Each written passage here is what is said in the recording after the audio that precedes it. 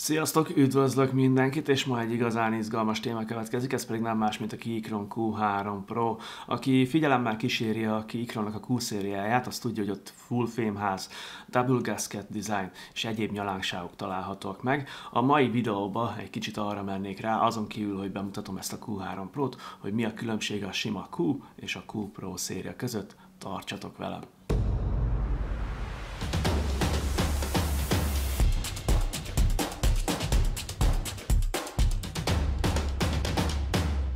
A Q3 Pro hatalmas dobozban érkezett, és bár már volt nálam pár nehéz billentyűzet, azért mindig meglepődöm, amikor egy ilyen Q-szériás termék úgymond a kezeim közé kerül és föl kell emelnem, egyszerűen nem bírom megszokni a súlyukat. A fekete doboz ismerős lesz annak, aki látott már Keychron terméket, ami rögtön fel fog tűnni ennél a doboznál, az a TKL és a Knob version feliratok. A doboz felnyitva elsőnek a Quick Guide leírás és egyéb papírok fogadnak. A doboz felső részében találhatók a szerszámok, a kábel, a gasket, na meg maga a billentyűzet. Ahogy az a képeken látható, ez bizony a Q3 Pro Special Edition. A standard Q3 Pro-tól ez a változat annyiban tér el, hogy bal oldalt megtalálható rajta egy hatalmas fémknob és 4 programozható, jól elkülönülő billentyű. Erre a részre később még egy kicsit visszatérünk.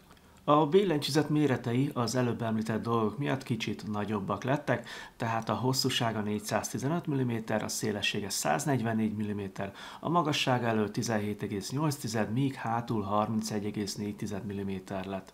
Szóval bár TKL a kiosztás, azért kelleni fog a hely neki az asztalon. A tömege 2,3 kg lett, ezért figyelni kell, hogy úgymond ne ejtsük le, mert ha ez a lábunkra esik, lehet, hogy arra többet már nem állunk rá.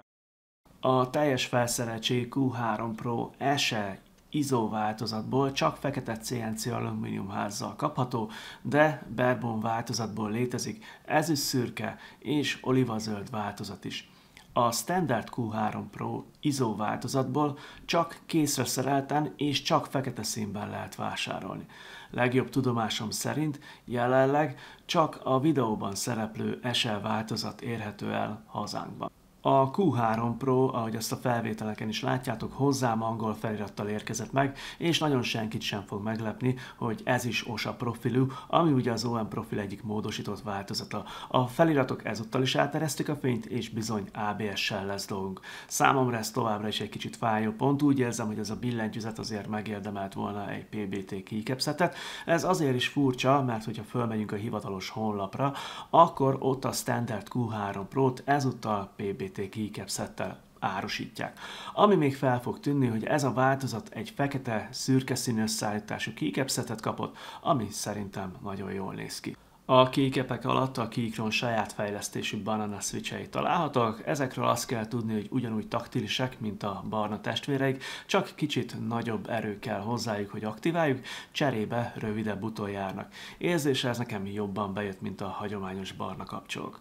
Ahogy az elvárható, ez a billentyűzet is hot-swap-es, szóval adott itt is a switchek könnyű cseréjének lehetősége. A double gasket design továbbra is az egyik kedvenc feature-em a billentyűzeteknél, ez persze itt a Q-sorozatnál minden Keychron billentyűzetnél megvan, szóval adott itt is.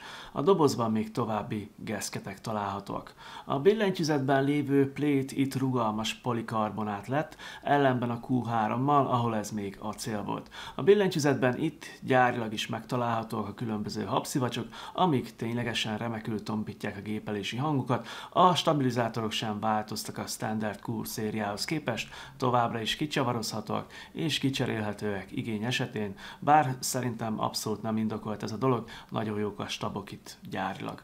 A billentyűzet hátulján bal oldalt az Escape billentyűtől nem messze találjuk meg az USB-C foglalatot, ahová a szokásos Keychron fekete szőtt kábelünket tudjuk majd csatlakoztatni. Egy kicsit úgy érzem, ha már Special Edition, akkor egy ilyen Coiled Aviator, tehát egy ilyen tekert kábel azért még elférhetett volna a dobozba, de ez most nem így alakult.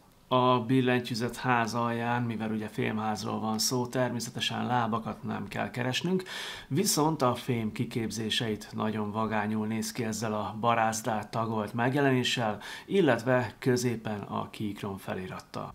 Most pedig nézzük meg a billentyűzet bal oldalát, amitől ez a termék úgymond Special Edition lett. Itt 4 darab makrogombot találunk, ezek alatt meglepetésemre Low Profile Brown Keychron switchek ülnek, és a billentyűzet ezen 4 switche nem cserélhető ki. A makrobillentyűk hangja rendben van, jó használni őket, természetesen a gyakran használt dolgokat érdemes majd a VIA segítségével ide beállítani. A nagyméretű fémknob a bal felső sarokban azonnal megragadja az ember tekintetét, a tekerőgomb fémből készült és az oldala finoman barázdált, tényleg élmény volt használni, nagyon jó a taktilitása, a tesztidőszak alatt néha azon vettem észre magam, hogy indokolatlanul is tekergetem, mert annyira tetszett. A gombot, ha lenyomjuk, azonnal lenémítja a hangot, újabb kattintásra pedig ismét engedélyezi majd a hangot. A VIA alatt persze ez is módosítható. Most pedig jöjjön az a rész, ahol megbeszéljük, hogy a Q3 Pro és a sima Q széria miben is különbözik igazán, ez pedig nem más, mint a Bluetooth.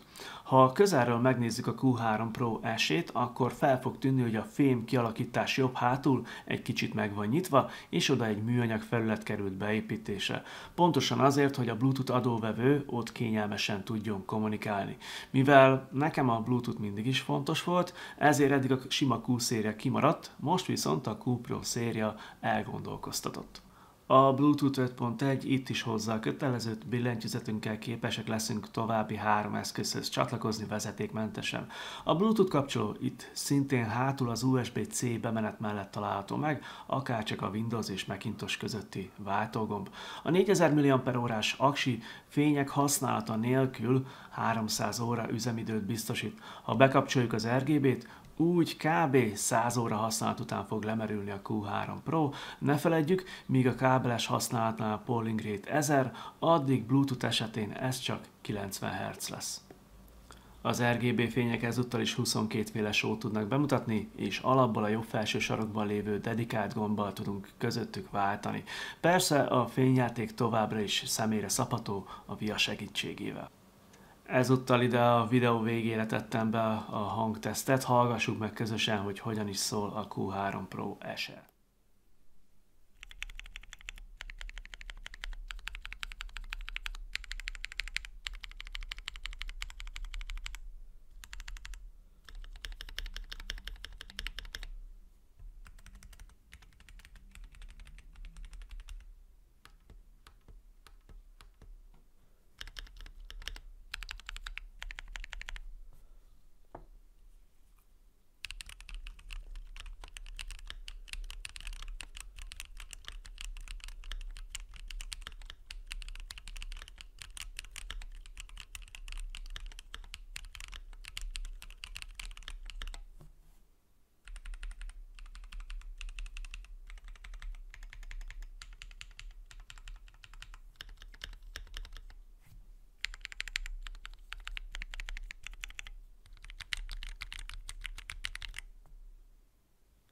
Most pedig jöjjön itt a videó végi szokásos összefoglaló. Kezdeném azzal, ami nem tetszett, ez egyetlen dolog volt, a ABS keycapset.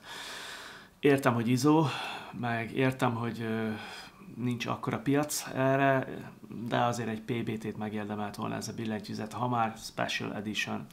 Ami viszont tetszett, az a szokásos Q-szériás dolgok, tehát a fémház, a gépelési élmény, stb.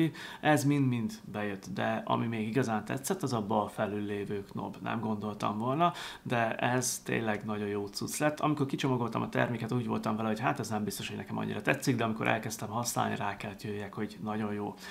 Ami még szintén nagyon kellett, és ezt én annak idején nagyon hiányoltam a Q-szériánál, az természetesen a Bluetooth. Ezt a billentyűzet hozza, jól működik vele, szóval akinek munkára kell ez a billentyűzet, annak mindenképpen érdemes elgondolkodni, hogy egy Q-szériás billentyűzetről esetlegesen vált egy Q Pro szériára.